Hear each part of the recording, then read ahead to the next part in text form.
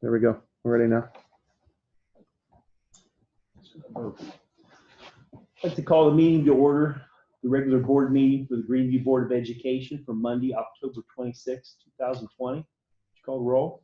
Suzanne Arthur. Here. Todd Ireland. Here. Scott Powers. Present. Angela Reagan. Here.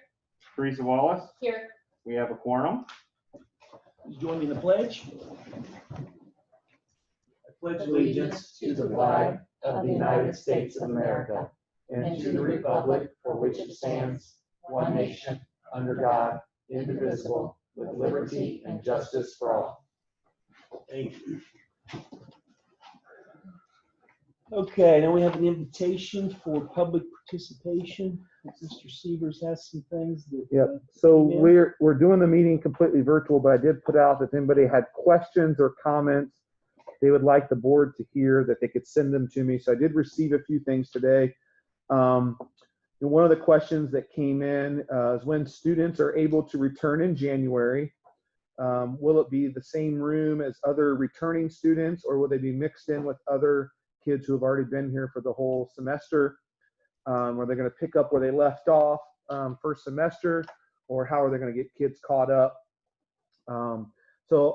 Just one of the things to make everybody aware is beginning on November the 2nd through November the 15th, there's going to be a 2-week window for parents to choose whether they want to be virtual second semester or in person. So they're going to give them an option to opt back in for second semester. And we'll make our plans based off of how those numbers look. But we don't anticipate taking kids out of one class and moving them to other classes just to have a room for students who would return from virtual. The plan right now would be to spread those kids that return from virtual across the classrooms and try to balance classrooms as much as possible. So there won't be a specific class that kids would come back to. They'll be spread across the grade level. Obviously they will be catching up and taking off from where the kids in person did first semester. And so the teachers will be working with the kids that are behind, like they always do, and working on trying to catch them up. So, there's always kids at different levels. That's one of the reasons, teachers went to school, is to work on that differentiation from different levels. So that's how they'll come back to school if they choose to come back to school. But all parents, whether you're in person or virtual now, will have an option. We'll be sending that information out to parents soon for them to begin to sign up. Second question would be, if the county goes to a purple level, will we go to all virtual learning as a district? So the county currently being red, there are certain changes that we adjusted to, but in discussion with the Greene County Health Department, even though we're red, they did not advise that we needed to change our delivery model. The same would probably be true for purple, except I think that they would begin to mandate something based on what we've heard. It may not be completely virtual. What we have heard from the Greene County Health Department is we will follow the numbers of what they are seeing in Jamestown and what we're seeing at Greneview schools. So just because Greene County goes red or potentially goes purple doesn't necessarily mean that there's an issue in Jamestown, but we'll deal with numbers as we get there. It's still possible that in the next couple weeks that Greene County remains red, but we have an issue that creeps up in Jamestown that we may have to, go to a hybrid. So we're basing those decisions off of local numbers in consultation with the health department. Our plan did not dictate that we had to do one thing or the other, but those would be, sort of suggestions along the way. Any questions about that from the board members? Do we have to, if our kids are already in school, we don't have to re-opt in, do we? If your kids are already in school, no, you don't have to re-opt in. You would just need to designate if you're changing your decision, probably. So I'm saying that now, but it may be something that, when we put it out, we really want to hear from everybody. So we have something on record, but right now the plan's not to make people opt in if they're already in. And then the other question really goes along with what will second semester look like? Are there any changes to what virtual learning may look like for second semester? And we really can't make that decision until we know those numbers. We feel like we've settled into something that seems to be working, for the majority of people at the elementary, middle school, and high school levels. This specific feedback here was, would it be possible for the virtual kids to watch a recording that a teacher would make? Like if a teacher's in person, could they record themselves teaching the class, and then the virtual kids at home watch that and do work but never come to school? And I don't know the feasibility of that right now to answer that really any more than that. But it really just depends on our numbers. And the thing that we have to make sure we understand is, we're asking our teachers to teach in person. If we also have them teach completely, the kids online, we're asking them to do 2 jobs, in person and then go home and teach kids online. It's not a realistic request of our staff members. So we'd have to find some things for that. So that's one that I can't give a clear answer on what second semester will look like until we know the numbers. So those are the 3 pieces of questions that came into me. And if there's anything else the board has questions about, I can answer it. If not, that's all I've got. Okay. Okay, next, approve the agenda. We have 2 items on an addendum there. So any changes, which there is, and then a motion to approve. I'll move. I'll second.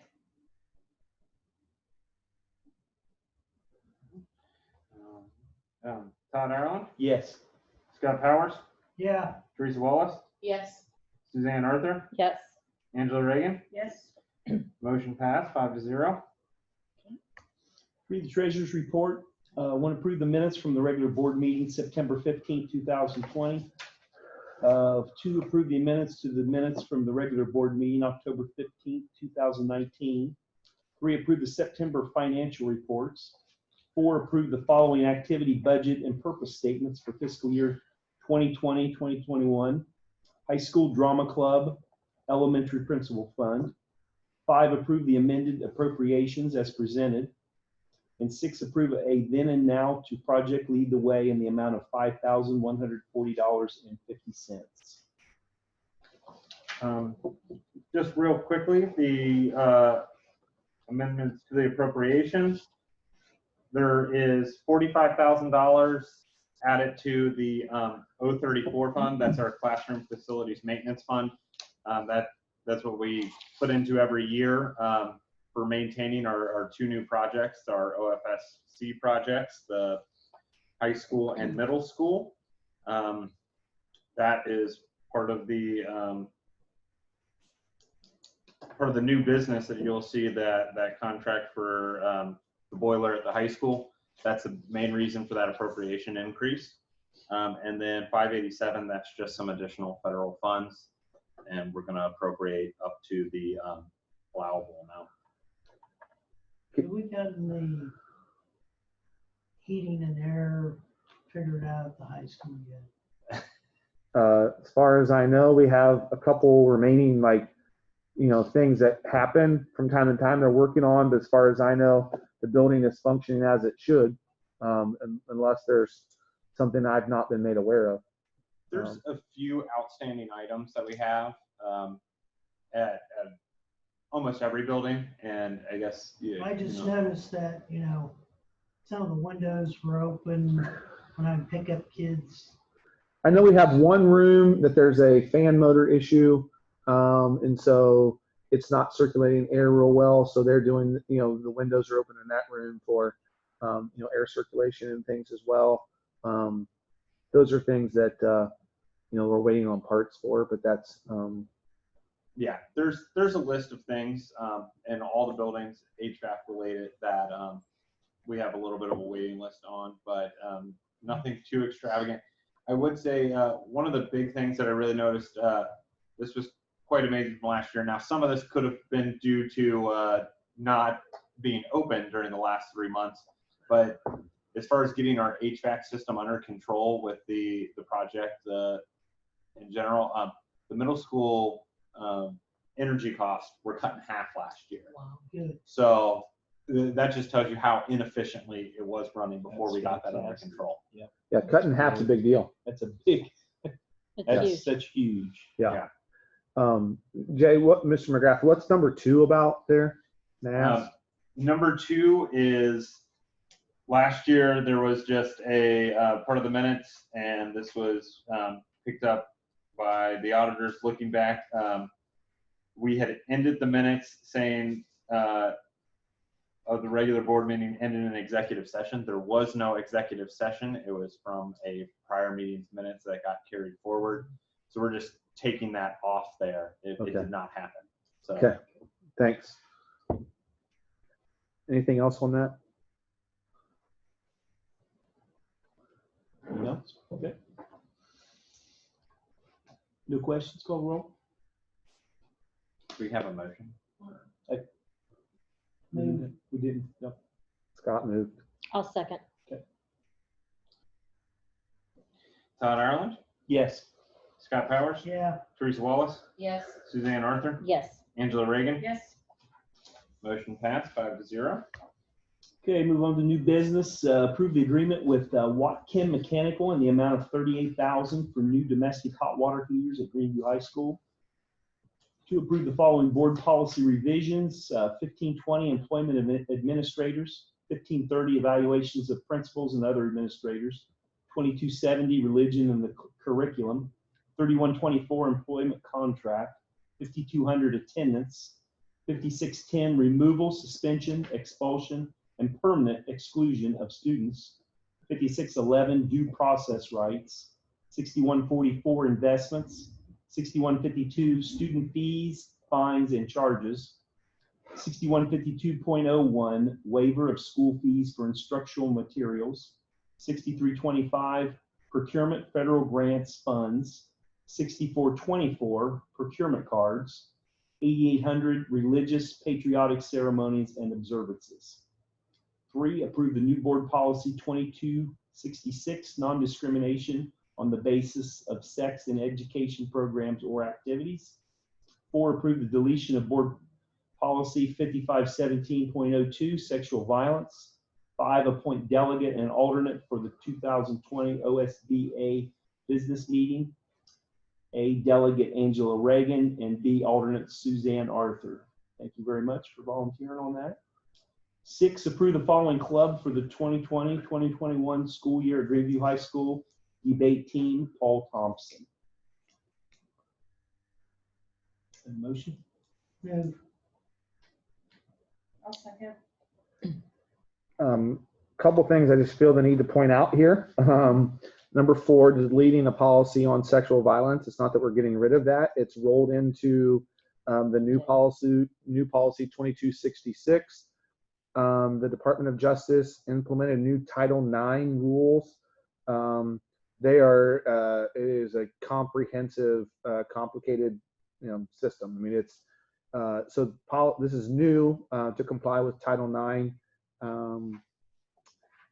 rules, and so that policy now encompasses 5517.02. The other thing, I want to jump back to number 1, Watkin Mechanical.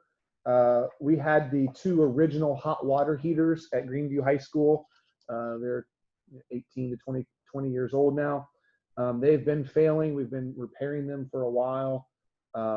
It's now to a point where the part that needed to be replaced back at the beginning of school was like not in existence. I mean, they just couldn't find it. So back in August, we took the 2 giant ones out and we purchased one that basically would provide enough hot water to keep our kitchen running so we could be safe with kitchen and food safety. And then this system here is going to replace the 2 giant water heaters that were there. Things just fail over time. So this is one of those things we need approval for the board. It actually lasted quite a while. Usually, Yeah. they don't last. And part of the issue we have also is that we have very hard water. Yes. And the building does not have a whole doesn't have a building water softening system. So that we're lucky we got that many years out of it. The other policies, and I say this every time we do a big list of this, laws change, and the people that we pay to help update board policy to keep in compliance with laws. This is an update that came out in August. We met with them And most of these have to do with like attendance and some of those things. They really have things to do with how are we keeping track of attendance during COVID shutdown, some of that stuff. So we'll have to turn around and, once we're out of a pandemic, reverse some of these things. Two things on there that I think people would jump out and say: the religion and the curriculum, and those are not new policies, but there are things in place currently in our current policy that says if you're talking about something that somebody did not feel comfortable being a part of that discussion, they could excuse themselves, and the teacher would have to provide them with an alternative assignment. It protected students that didn't want to be around the discussion about non-religious things, but it didn't necessarily protect the students from doing a project on something religious. So if I wanted to write a report or do something on a religious topic, this has now put protections in place for them that exist under the law. So why are we passing policies on religion? They've always been there, but this allows for that to be both directions, whether you don't want to have a religious discussion or whether you do want to have a religious discussion. So those are two things that happen there. Any questions about the new business? Yes, Reagan? Who are the Title IX reps for our district? Who are the Title IX reps for our Like, district? who are the people that are authorized to make decisions and enforce Title IX recommendations and things? Right now it's me, and they advise us. That's part of what we have to decide. It's not in the policy, but what we have to decide is all the different tiers. So I'm the compliance officer that hears the appeals. We're going to be training all of our principals to be the investigators, assistant principals in that as well. The compliance officer will likely be Jacob George, because that's the person kind of gathering all the information and keeping track of this information. So it's another district administrator besides me. And Bev Walkton will have some role in that as well as a female. We have to have a female and a male in those roles. That's what I was asking for. Yeah. Because we had to switch ours. That's why I was asking. Yeah, so it's not in the policy. The policy is only going to give the name Jacob George as the person who's going to oversee the paperwork side of it. And that was based on the advice of our attorney that I should be only the appeals officer before, after everybody else has done the investigation and things. So. Any more questions? If none, call roll. Todd Ireland, Yes. Scott Powers, Yeah. Teresa Wallace, Yes. Suzanne Arthur, Yes. Angela Reagan. Yes. Motion passed 5-0. Okay, moving on to personnel. Approve the transfer of Samantha Bennett to custodian step 4 for the 2020-21 school year. Approve the following classified substitutes for the 2020-21 school year. Custodian Steve Morris, Rebecca Vogel. Bus driver Tony Goodbar, Audrey Evans. Next, approve the following supplemental contracts for the 2020-2021 school year. Power of the Pen, Carolyn Jones, Amy Engel. Student Council, Jake Williams. Yearbook Advisor, Lori Boland. Detention Monitor, Amanda Hollingsworth. Homework Help, Della Weidel, Regina Heim, Bonnie Hoop, Dulcie Wilson. Middle School Athletic Director Assistant, Kelly Fife. 4, approve the following unpaid supplemental for the 2020-21 school year. Hope, Sue Ellis. 5, approve the following case managers assigned to virtual learning students, paid at the instructional monitor rate as defined in the GEA negotiated agreement. Lauren Swain, Alicia Wagner, Rachel Nagy, Hannah Joyner, Regina Heim. 6, accept the resignation of Sue Ellis due to retirement, teacher at the middle school, effective February 26th, 2020. 7, approve the employee contract with Keith Beam, assistant maintenance, step 3, 1-year limited contract, effective October 26, 2020. 8, approve the following supplemental contracts for the 2020-21 school year. Kyle Falk, high school boys varsity basketball. Wyatt Irvin, high school boys reserve basketball. Mark Mash, middle school 7th grade boys basketball. Krista Sneckner, high school basketball cheerleading. Dave DeBoard, high school boys and girls bowling. Sam Hook, middle school wrestling head. Vince Perpero, high school girls varsity basketball. Jenna Boland, High School Girls Reserve Basketball, 50%. Becca Walters, High School Girls Reserve Basketball, 50%. Anthony Propero, High School Girls Basketball, 9th. Blaine Saunders, Middle School Girls Basketball. Chris Sonneman, Middle School Girls Basketball. Karen Nolan, High School Swimming, 50%. Kyle Stainer, High School Swimming, 50%. Mark Matt, High School Wrestling Head. Ray Dickerson, High School Wrestling Assistant, 50%. Wendy Harlow, High School Wrestling Assistant, 50%. Jason Strickle, High School Boys Basketball, 9th, 50%. Deland Lahote, High School Boys Basketball, 9th, 50%. 9, approve the following volunteer contracts for the 2020-21 school year. Eric Harlow, High School Wrestling Assistant. John Wallace, High School Wrestling Assistant. Jarrett LaCour, High School Wrestling Assistant. Sean Harding, High School Wrestling Assistant. Bree Shiflett, High School Cheerleading Assistant. Susan Holloway, High School Gymnastics Head. Jansen Adams, High School Gymnastics Head, and David Brad's Middle School Girls Basketball Assistant. And the addendum. On the addendum, we've got to approve the following classified substitutes for the 2020-21 school year. Custodian Karen Heathner, Brooklyn Dean, and Tony Goodbar. I have a question.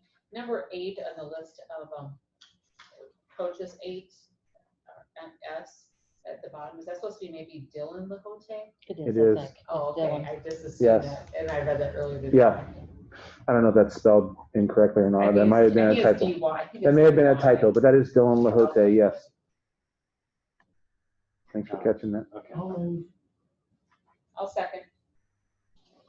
Call the roll, please. Angela Reagan, Yes. Todd Ireland, Yes. Scott Powers, Yeah. Teresa Wallace, Yes. Suzanne Arthur. Yes. Motion passed 5-0.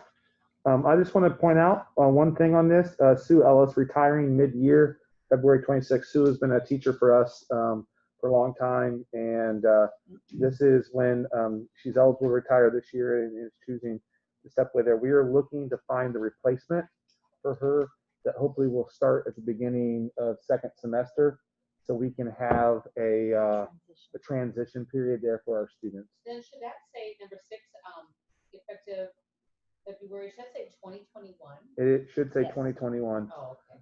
We correct that, Mr. Yes. McGrath? I about Sorry. brought that up when I was reading, and I thought it would throw me off to keep going, Yeah. so I didn't. So, So- I'm glad you picked up. I want on to thank Sue for her service to us as a district, and we'll make sure that we Yes, she's- provide. She's a sweet lady. Yeah. She's been very good. To She's the been really good to the district. So district. I wanted to point that out. We'll have some stuff for her, but we're also looking to find her replacement, hopefully beginning in January. So there's a transition for our kids there. So that's it. That's all I have. I guess I want to point out that we did have a lot of extra custodians there. That was a lot of bus drivers that really stepped up and helped us out with some extra mowing duties that we have around the district. And it's just been great. You know, we've had some staff absences and a lot of stuff, and a lot of people have stepped up and filled in where they're needed. And we were able to keep those things going. And so the goal, you know, we've had to hire some folks, and we've had some subs that have been here during the day.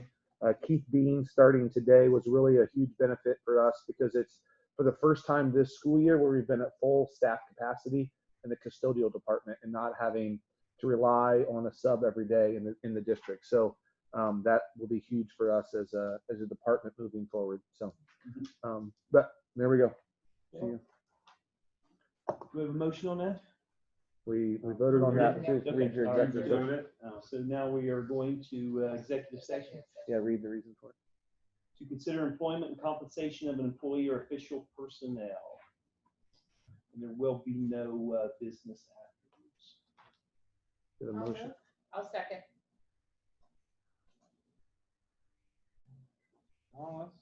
Angela Reagan, Yes. Todd Ireland, Yes. Scott Powers, Yeah. Teresa Wallace, Yes. Suzanne Arthur. Yes. We're going into executive session at 7:43. There will be no business afterwards. Motion passed 5-0.